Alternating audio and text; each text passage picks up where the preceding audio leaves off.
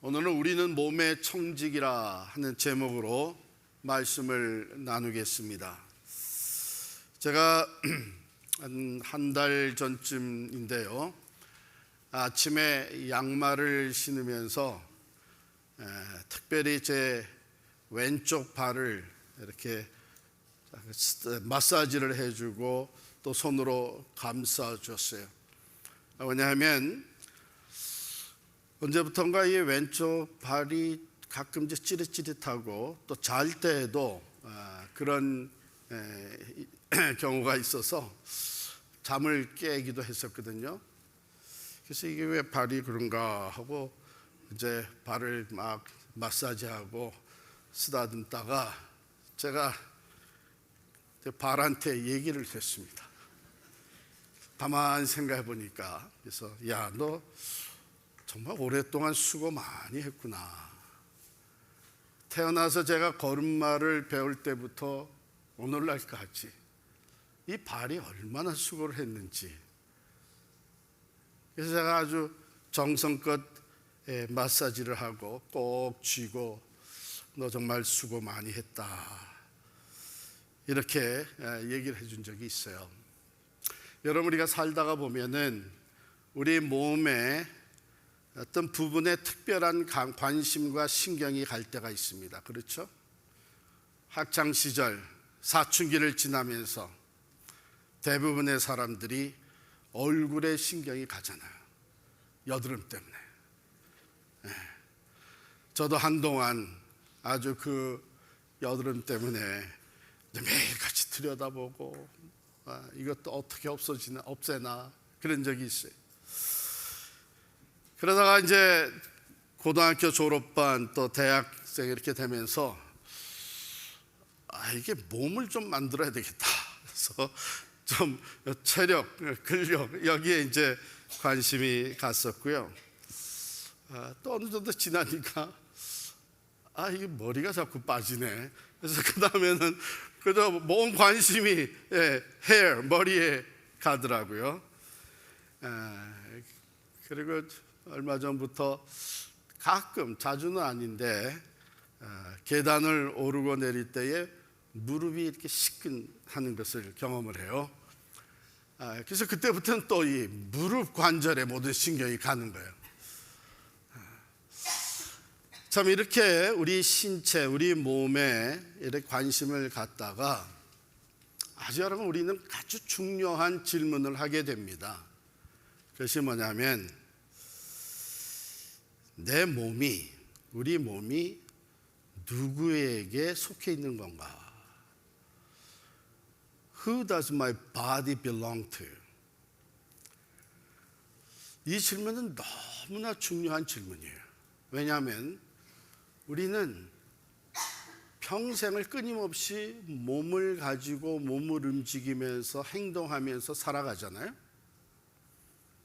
그러니까 내가 이 몸을 어떻게 관리하고 사용하고 또 이 몸을 가지고 활동할 것이냐의 가장 근본적인 원리는 바로 이 질문의 답에서 나오는 거거든요. 이게 누구에게 속한 몸이냐?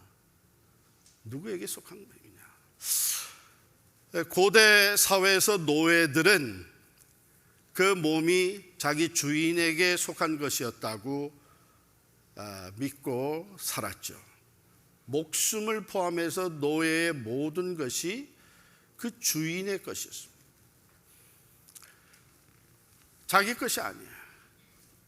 오늘날 노예제도는 없어졌지만 여전히 이렇게 노예가 돼서 내 몸은 이것을 위한, 그 주인을 위한 것이다 하고 몸을 사용하는 사람들이 있는데, 때로는 어떤 사람의 그 주인이 재물, 부예요.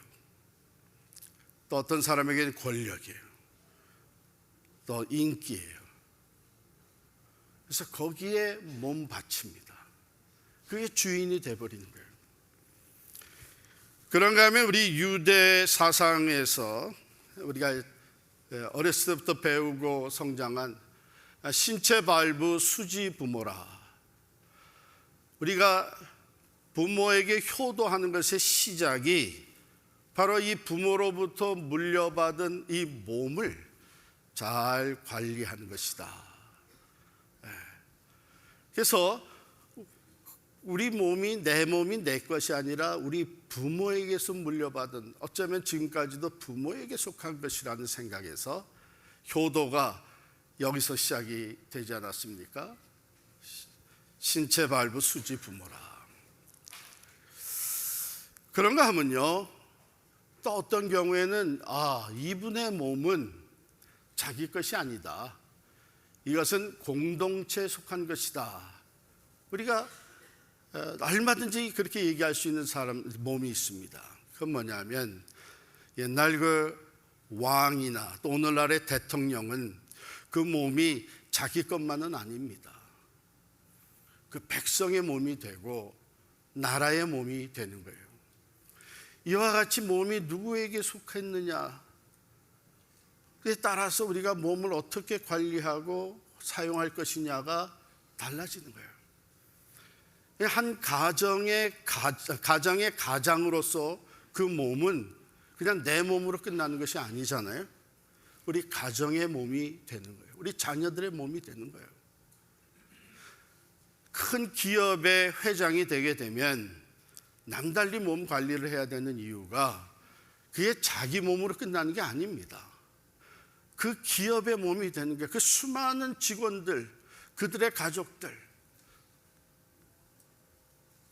책임지고 나가는 몸이기 때문에 자기 몸으로만 생각할 수는 없는 것이죠.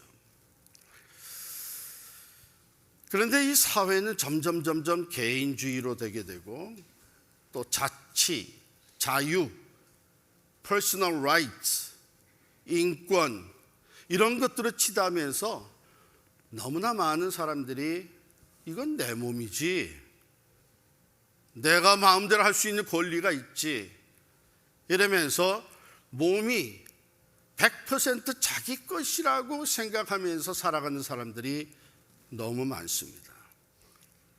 그래서 성적 자유도, 또 이 세상적인 쾌락도, 심지어는 이제 몸을 죽이는 것도 자기가 할 수 있다고 생각을 합니다.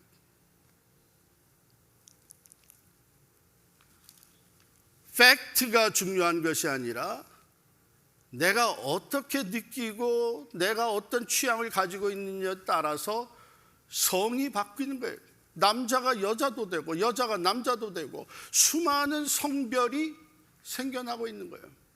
이 모든 것은 바지 이 개인주의, 내 몸은 내 것이니까 내가 선택하고 내가 느끼는 대로 한다고 하는 아주 위험한 착상에서 나오는 일들입니다. 그러면 성경은 뭐라고 가르치는가? 영원한 진리 하나님의 말씀은 우리 몸이 누구에게 속았다고 말씀하시는가? 여러분, 성경은요 이중적으로 아주 강하게 우리의 몸은 하나님께 속했다고 말씀하십니다. 왜? 우리가 영어로 얘기하면은 We are doubly owned by God, 이렇게 얘기할 수 있어요. 이중적으로 우리는 하나님께 속한, 우리의 몸은 하나님께 속해서. 첫 번째, 하나님이 창조하셨습니다.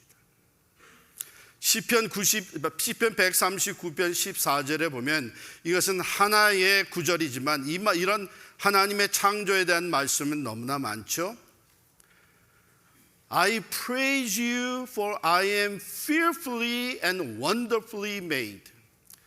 내가 주께 감사함은 나를 지으심이 심히 기묘함이니이다. 우리의 몸이 머리끝에서부터 발끝까지 얼마나 참 기묘하게 만들어졌습니까? 창조주 하나님이 우리의 몸을 만드셨기 때문에 우리의 몸은 본래부터 창조주 하나님께 속한 몸입니다. 그런데 우리가 죄로 말미암아 하나님을 떠났고 우리의 몸은 영원한 심판과 죽음에 이르게 됐는데, 오늘 본문 말씀에 보면 20절에 이렇게 말씀하십니다. For you were bought with a price, so glorify God in your body. 값으로 산 것이 되었으니 그런즉 너희 몸으로 하나님께 영광을 돌리라. 본래 하나님께 속한 것이 우리의 몸은 본래 하나님께 속한 것인데 이제 죄와 영원한 죽음에 처한 우리의 몸을 하나님이 다시 값을 주고 산 거예요. 피값 주고 산 거예요. 그렇기 때문에 이중적으로 우리의 몸은 하나님께 속했다는 것을 우리는 부인할 수가 없는 것입니다. 언제 값을 주고 사셨습니까? 여기 보면 피값 주고 사셨는데 바로 예수 그리스도를 통해서 그 값을 치르신 거예요. 여러분, 여러분과 저의 몸이 얼마나 값진 것인 줄 여러분 아세요? 어떤 이 데이터 같은 걸 보게 되면 우리의 물질적인 몸을 다 이렇게 분석해 가지고 값을 다 매겨서 우리의 한 사람의 인간의 몸 가치는 물질적으로 볼 때 이 정도다 이렇게 얘기를 하는데, 여러분 그 경매, 옥션을 하게 되면 옥션에 나오는 물건들이 값이 얼마예요? 값이 매겨져 나오나요? 시작하는 값은 있지만 그 진정한 값은 언제 결정이 돼요? 마지막 낙찰돼서 그 값을 치른 사람, 그 사람에 의해서 값이 결정됩니다. 어떤 때는 아무것도 아닌 것 같은데 엄청난 값으로 팔려나가는 그림들이 있잖아요. 우리 몸은요, 값으로 말할 수가 없는 하나님의 독생자 예수 그리스도의 피값으로, 그의 죽음의 값으로 우리 몸이 다시 하나님께 속하게 된 거예요. 얼마나 귀한 것입니까? 그래서 우리는 먼저 생각해야 되는 것이 내 몸이 얼마나 귀한 것인지, 하나님께서 나를 위해서 십자가에서 독생자도 아낌없이 내어주셨다. 이것을 우리가 감사하며 살아가야 되는 것이죠. 그 다음에 두 번째, 오늘 본문에 보면 그렇게 값을 주고 사신 우리들의 몸은 성령의 전이 되었다, 이렇게 얘기해요. 성령, 하나님의 영이죠. 그리스도의 영입니다. 즉 하나님께서, 삼위일체 하나님께서 영으로 우리 가운데 내재해 계시는 하나님의 성전이 된 거예요. 이스라엘 백성들이 성전을 지을 때에 거룩한 예루살렘 성전을 짓고 그 안에 가장 깊은 곳에 지성소가 있는데, 지성소에는 언약궤를 갖다가 놨습니다. 그리고 그 언약궤가 상징하는 것은 뭐예요? 하나님의 임재. 그러니까 우리 몸, 우리 안에 가장 중심에 누가 계시느냐? 성령님이 계시는 거예요. 우리가 볼 때는 그냥 똑같은 사람이라, 또 이렇게 다르게 생긴 사람이 이렇게 육체적으로 보이지만 실제 우리의 가치는 이렇게 엄청난 겁니다. 여러분, 문패 생각나시죠? 한국에 살 때 문패. 어느 가정에서 그 부모하고 자녀들하고, 성장한 자녀들하고 논쟁이 벌어졌어요. 성장한 자녀들은 저 문패 떼십시오. 요즘 시대가 어떤 시대인데, 이름을 아니 가장 쉬운 예로, 술 취한 사람이 말이죠, 자기 집도 찾지 못하고서는 왔다 갔다 하다가 아버지의 이름 문패를 보고서는 야, 누구 나와 소리치면 어떡하려고 그래요? 그러니까 문패 이제는 필요 없는 시대가 됐으니까 떼십시오. 아버지는 죽어도 못 떼겠다는 거예요. 자녀들이 그 이유를 좀 말씀해 보십시오. 아버지가 할 수 없이 얘기를 했습니다. 그 얘기가 뭐냐 하면 워낙에 가난한 가운데 6 자녀를 낳아서 키운 거예요. 이게 돈이 없으니까 열심히 일을 하지만 그 자녀들을 교육시키는 게 쉽지가 않은, 계속 새빵살이 옮겨 다니면서 그래도 자녀들을 교육을 다 시킨 거예요. 그리고 안 먹고 안 쓰고 해서 모은 돈 가지고 처음으로 집을 마련한 거예요. 그래서 아버지가 자녀들에게 하는 말씀이, 나는 솔직히 너희 앞에 이런 얘기를 하는 게 좀 부끄럽지만 하루 일과를 마치고 집에 돌아와서 우리 집 문패를 볼 때 가장 행복하다. 나에게도 이런 집이 있다고 하는 것. 그리고 이 집이 내 이름 석자가 문패로 올려진 내 집이라고 하는 것이 나에겐 가장 행복하다. 문패 뗐겠어요? 안 뗐겠어요? 자녀들이 뭐라고 얘기를 하겠어요?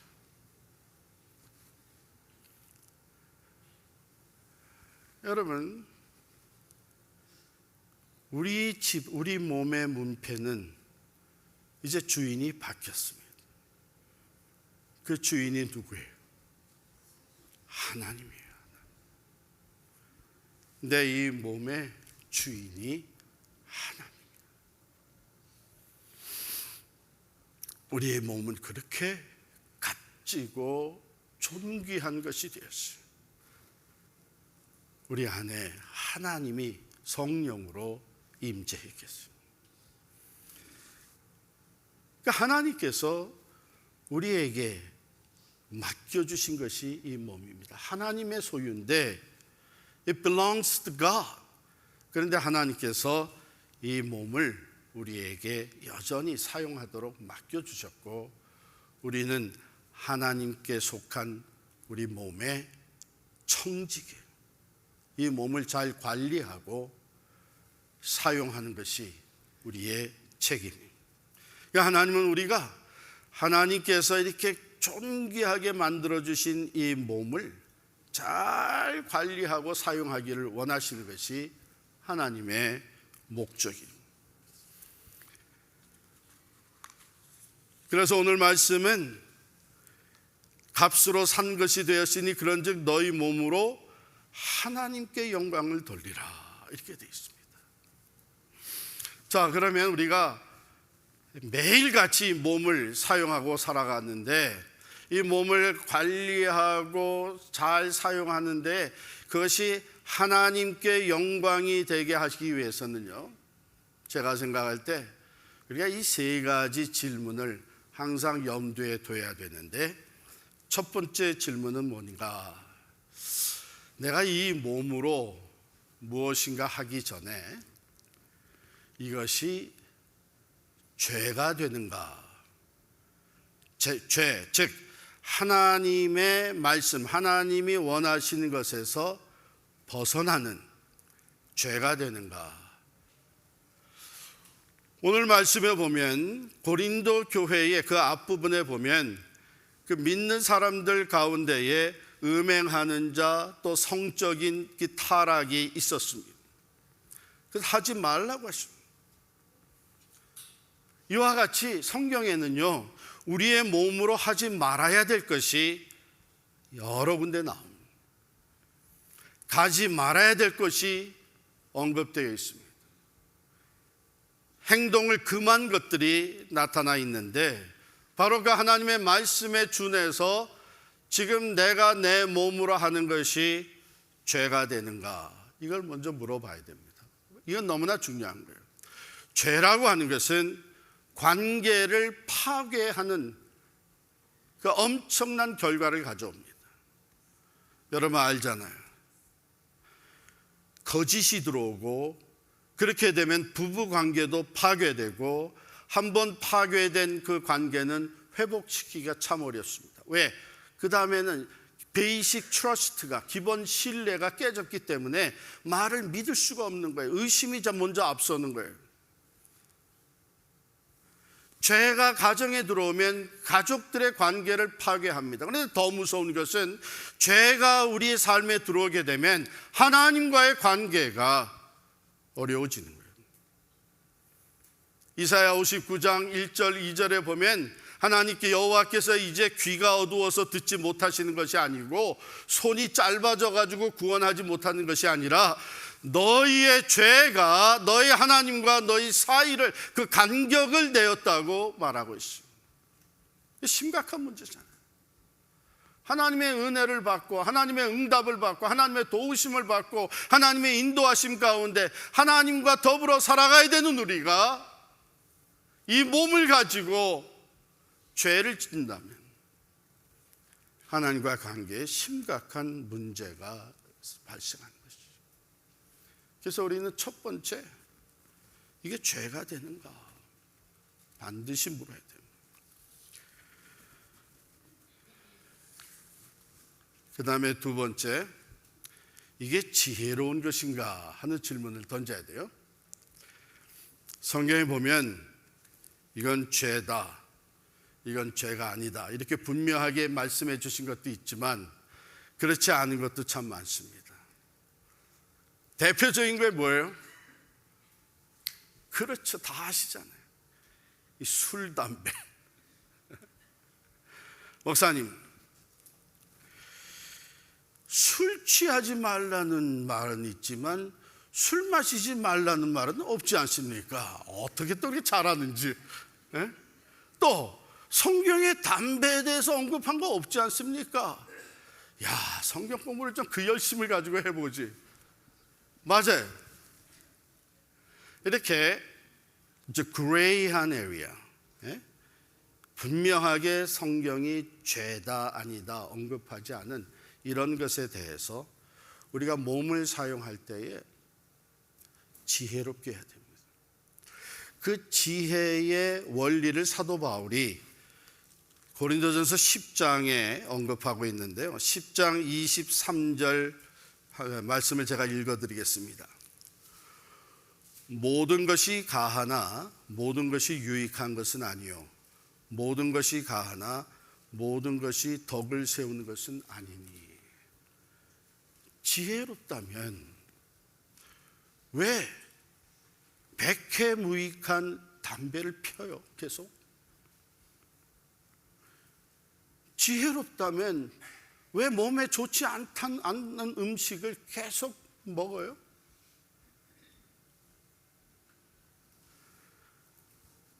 지혜로운 청지기가 되어야 되는 것이죠. 그러니까 모든 것이 가능하다, 성경에 언급되지 않았다. 그러나 지혜로운 사람은 이 몸을 관리하는 청지기로서 몸에 유익한 것을 추구해야 되는 것입니다. 내가 이렇게 했을 때에 내 몸을 가지고 이런 행동 또 이런 것에 갔을 때에 그것이 어떤 결과가로 나타나고 또 어떤 영향을 주겠느냐, 이것을 생각을 해야 됩니다. 그 다음에 세 번째 우리가 던져야 되는 질문은 내 행동으로 인하여 나는 주변 사람들에게 어떤 커뮤니케이션을 하고 있는가. 우리가 그 사람의 행동을 봐서 저 사람이 어떤 사람이구나, 저 사람이 원하는 것이 무엇인가 우리가 감지할 수 있잖아요. 근데 여러분과 저는 그리스도의 사신이다, Ambassadors of Christ. 그러면 사신, 대사의 행동이 즉각적으로 누구와 연결되나 하면 그를 파송한 나라와 연결이 되는 것이죠. 그리스도께서 우리를 세상으로 파송해서 그리스도인으로 살게 된 우리 그리스도의 대사, 앰바사더라면 우리의 행동이 그리스도에 대한, 하나님에 대한, 교회에 대한 메시지를 주고 있는 것이죠. 커뮤니케이션이 어떤 커뮤니케이션이 이루어지고 있는가, 이 질문을 던져요. 저는 참 인생을 즐겁게 살아야 된다는 생각을 어렸을 때 가졌어요. 그래서 어디 가나 이렇게 다운되고 어두운 이런 분위기 제가 참지를 못하고 그걸 풀어야 돼요. 내가 망가지더라도 그걸 풀어야 돼요. 노래를 하든지 게임을 하든지 아니면 조크를 하든지. 그래서 목회도 사실 저는 늘 내가 목회를 늘 기쁘고 즐겁게 해야지. 특별히 하나님의 일을 하는데 기쁘지 않으면 이거 뭐가 잘못된 거 아닌가, 이런 생각을 늘 해요. 그러면서 저는 참 억울하다, 왜 저렇게 됐을까 하는 것이 몇 가지가 있는데, 그 중에 하나가 가라오케예요. 저도 노래를 좋아하고 우리 가족들이 다 노래를 좋아해요. 그 보니까 가라오케 가족들이 모여서 너무 재밌을 것 같더라고요. 그래서 LA에 살 때에 샌디에고로 이제 휴가를 갔는데, 아이들을 데리고 샌디에고 조그만 한인들이 모여 사는 그 몰이, 플라자 몰이 있는데 가라오케가 있더라고요. 그래서 저녁을 먹고 나와가지고 들어갔어요. 들어가서 얼마나 재밌게 우리 온 가족이 노래를 부르고 다양한 노래를 다 불렀죠. 흘러간 옛 노래에서 또 팝송, 또 이 성가, 복음성가, 너무나 재밌고. 그러면서는 나왔는데 그 플라자 몰에 제 신학교 후배 목사가 딱 있는 거예요. 걔 날 쳐다보고 아유, 양 목사님 이런 데 다니세요? 그러더라고. 그래서 내가 뭐라 했겠어요? 이런 데가 어때서? 우리 다음에 같이 한번 가자고. 근데 저한테 얘기해 주더라고요. 목사님 잘 모르셔서 그러지, 이 가라오케가 얼마나 태폐적인 문화로 변질됐는지 아셔야 됩니다. 목사님 이랬는데, 오늘 나한테 들켰으니까 다행이지, 교인들한테 들켰으면 큰일 나는 거예요. 그래서 나중에 알고 보니까 정말 이 가라오케가 태폐 문화로 변질이다. 전 그게 너무 억울해. 이 좋은 문화를 왜 이렇게 망가뜨려 놓은 거예요? 그 다음에 제가 계속 가겠어요, 안 가겠어요? 가고 싶지만 못 가죠. 왜? 내가 가라오케 들어갔다 나오면서 주변 사람들에게 내가 무엇을 커뮤니케이트 하는 건가? 내가 본심은 아니지만 그 사람들은 이런 메시지를 받겠구나. 저 양 목사 갈 대로 다 갔구나. 여러분, 그렇다고 제가 가라오케를 안 하는 건 아니에요. 우리 장로님 중에 가라오케 시스템을 잘 가지고 있는 사람, 1년에 한 번씩 우리 교역자들을 초대해줘요. 그럼 거기 가서 우리 마음껏 1년 동안 누르고 있었던, 마음껏 우리 함께 노래하고 얼마나 참 좋은지 몰라요. 그러나 우리가 이 몸을 가지고 행동할 때 우리 그리스도인들은 그리스도의 대사로서 내 행동이, 내가 몸으로 하는 이것이 지금 무슨 메시지를 보내고 있는 건지, 주변 사람들과 어떤 커뮤니케이션을 지금 하고 있는 건지를 생각해야 돼요. 그래서 모든 것이 가하나 덕이 돼야 돼요. 덕이 돼요. 우리는 우리 몸으로 그리스도의 향기를 뿜어야 되고, 우리의 삶 그 자체가 살아계신 예수 그리스도의 증인다운 삶이 돼야 되겠죠. 오늘 말씀 그대로 너희 몸으로 하나님께 영광을 돌릴 수 있어야 되는 것입니다. 103세를 사시고 하나님의 부르심을 받으신 그 방지일 목사님, 여러분 아마 잘 아실 거예요. 우리 한국의 대표적인 선교사님이셨고 또 교단 지도자였고 방재일 목사님 참 영등포 교회 담임 목사님이셨고 제가 참 존경하는 분이셨는데 이분이 평소에 하신 말씀이 있어요. 그게 뭐냐면 여러 가지가 있는데 그 중에 대표적인 게 달아 없어질지언정 녹슬지는 않겠다, 그런 말이었어요.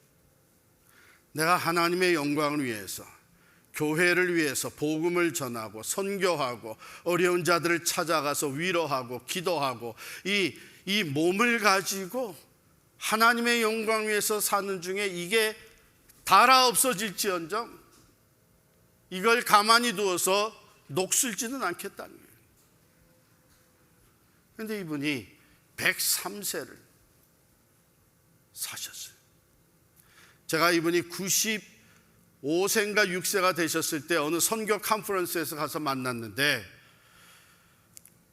라비에 앉으셔서 셀폰을 가지고 이메일을 읽고 보내시는 거예요. 깜짝 놀랐어요. 96세가 되신 분이 아니 목사님 이걸 다 사용하라세요? 양 목사 이게 있어서 얼마나 좋은지 몰라. 내가 세계 어디를 가더라도 이걸로 다 소통이 돼. 달아 없어질지언정 녹슬지는 않겠다. 내가 이 몸을 가지고 활동할 수 있는 동안에 전적으로 내가 하나님의 영광을 위해서 이 몸을 사용한다고 하는 것은 여러분 이 몸을 우리에게 맡겨주신 하나님께 큰 기쁨과 칭찬을 받는 것이죠. 잘하였도다 착하고 충성된 종아. 우리 몸이 다 다르습니다.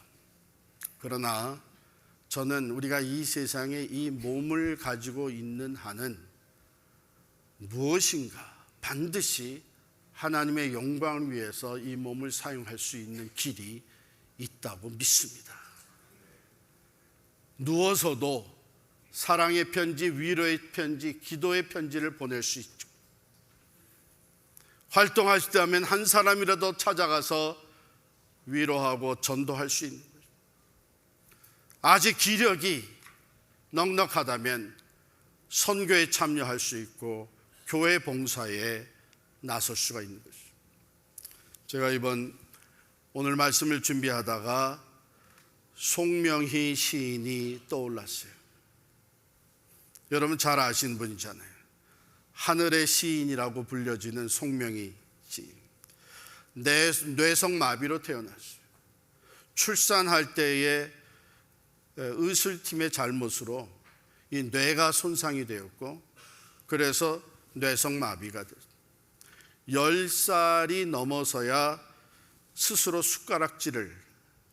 젓가락도 아니고 숟가락질을 할 수 있게 됐습니다. 가정은 가난했고 아버지는 결핵으로 시달렸었다 합니다. 그러니 자연히 부모를 원망하고 하나님을 원망했었겠죠. 그런데 이 송명희 씨가 17살이 되던 때에 이런 마음을 가지고 내가 죽더라도 하나님을 만나고 죽어야 되겠다.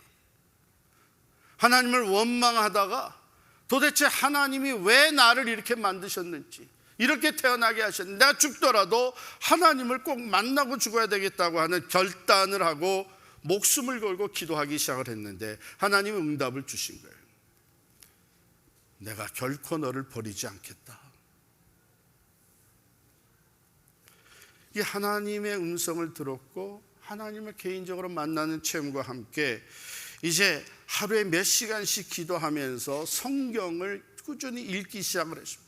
성경을 읽다가 의문이 생기게 되면 그것이 기도의 제목이 되어서 하나님 앞에 묻고 또 하나님이 감동으로 또 마음의 귀로 들려주시는 응답을 받고 그러면서 송명희 씨는 시를 쓰기 시작을 했습니다.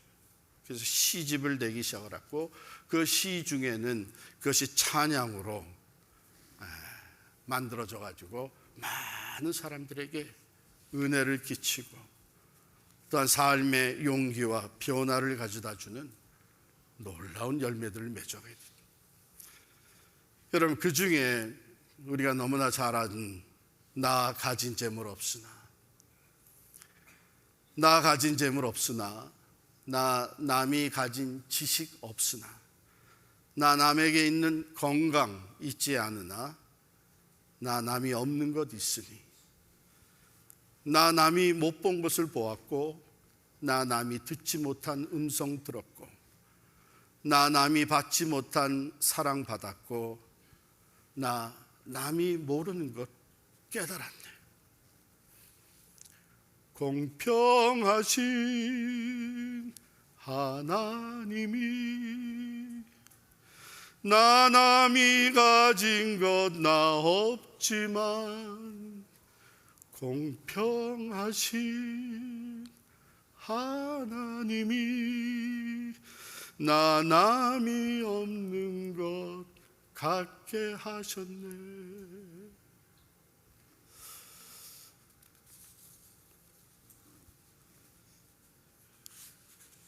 너무나 은혜롭고 또 귀하게 여겨져서 주변의 사람들 중에는 지금이라도 더 전문인의 치료를 받고 좀 더 회복이 되면 어떻겠냐 제안한 사람들이 있었다 그래요. 그걸 놓고 또 하나님께 기도했는데 하나님께서 이런 응답으로 주셨다는 것이죠. 그래서 그가 답하기를 난 이대로가 좋아요. 주님이 만들어 놓으신 이대로 그냥 살겠어요. 그 뇌성마비의 몸을 가지고 많은 집회와 또 간증을 인도한 보니까 피곤한 거예요. 그래서 또 어디서 집회에 와달라고 와서 간증해 달라고 지치기도 해서 가지 않을까 이런저런 핑계를 대고도 싶었는데 그때마다 하나님이 주신 감동이 너는 가라. 너는 가서 그들에게 내 몸만 보여줘도 된다.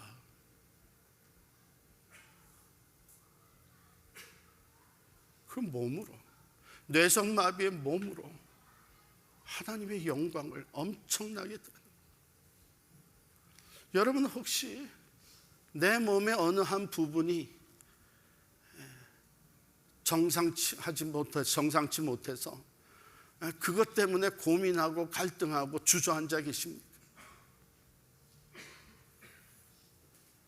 여전히 있는 모습 그대로 내 상태 지금 이대로 우리는 하나님의 영광을 위해서 살 수 있는 길이 있는 것을 믿으시기를 바랍니다.